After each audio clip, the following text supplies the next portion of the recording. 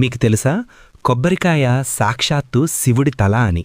ఒకసారి శివుడు రాక్షసులతో యుద్ధం చేస్తుంటే తీవ్రంగా ఆటంకాలు సంభవిస్తూ ఉంటాయి. అప్పుడు బ్రహ్మదేవుడు ఆటంకాలు తొలగాలి అంటే గణేశుడికి పూజ చెయ్యాలి అని శివుడికి చెప్తాడు.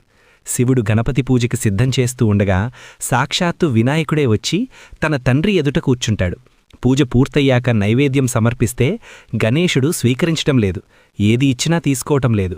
చివరికి పార్వతీదేవి వచ్చి ఇష్టమైన పదార్థాలు పెట్టినా తిరస్కరిస్తున్నారు. అప్పుడు శివుడు అసహనంతో, "ఏం కావాలి నాయనా నీకు" అని అడిగితే, "నీ తలపండు సమర్పించు" అని కోరాడు.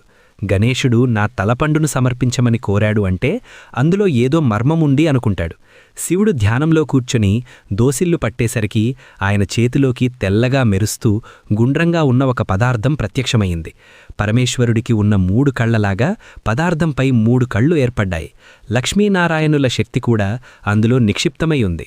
శివుడు తలపై ఉన్న గంగమ్మ జలరూపంలో లోపలి ప్రవేశించింది.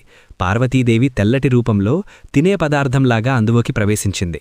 అప్పుడు ఆ పవిత్ర పదార్థాన్ని గణపతి ప్రేమతో స్వీకరించాడు.